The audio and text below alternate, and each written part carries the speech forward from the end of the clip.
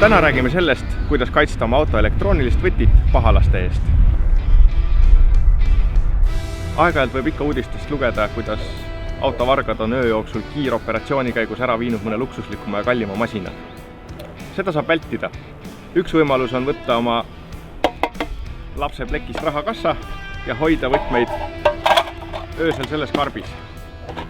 See plekk on piisav, et signaal ei leviks ja seetõttu ei saa ka autot ei lukustada ega lukust lahti teha. Võrdluseks, kui ei ole karpi, töötab.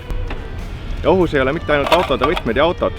Meil on rahakottides ka viipekaardid ning on aeg-ajalt kuulda olnud, kuidas pahalased näiteks rahakotist oma seadmetega käivad ja võtavad raha kontodel.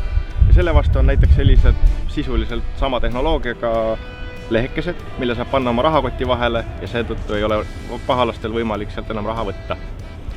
Ja neid erinevaid kaitsevahendeid on erinevates suurustes, erinevate värvidega ja kõik nad täidavad sama eesmärki, et siin sees on sisuliselt fooliumilaadne kiht, mis blokeerib kõik elektroonilised signaalid. Seega, kui võti on pandud sellisesse väiksesse kotikesse, on see kõige lihtsam ja kõige kindlam variant ennast varaste vastu kaitsta. Auto on lahti, paneme ta kinni, paneme võtme siia koti sisse, koti ilusti kinni, väga lihtne, mõnus. Ja auto uksed ei avane.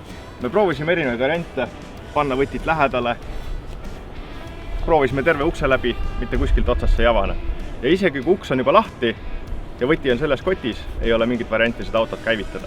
Nii et kui sul on kallim ja uhkem auto või muu võtmete käivitusega auto ja sa tahad, et see alles jääks, siis kasuta kas plekist purki kodusema vahendina, fooliumit, mis tegelikult on tehnoloogiliselt sama asi, või siis selliseid mõnusaid vastupidavast materjalist kotikesi. Neid on igas suuruses, igas erinevas värvis. Neid on mõeldud võtmete jaoks, neid on mõeldud oma pangakaartide kaitsmiseks, milleks iganes. Paneme võtmed siia, gaas ka peale.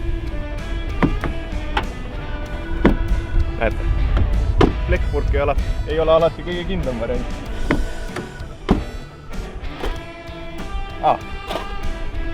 See pilu siin.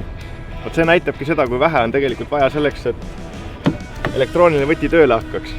Kui ma suunan teda plekkpurgi alumise poolega, siis ei tööta, aga see pisikene pilu on piisav selleks, et signaal läbi pääseks. Ja seda just sellepärast see kott just hea ongi, et kott sulgub ilusti krõpsuga tugevalt ja ei ole seda riski, et signaal kusagil jalga laseb ja auto avab võõrastele.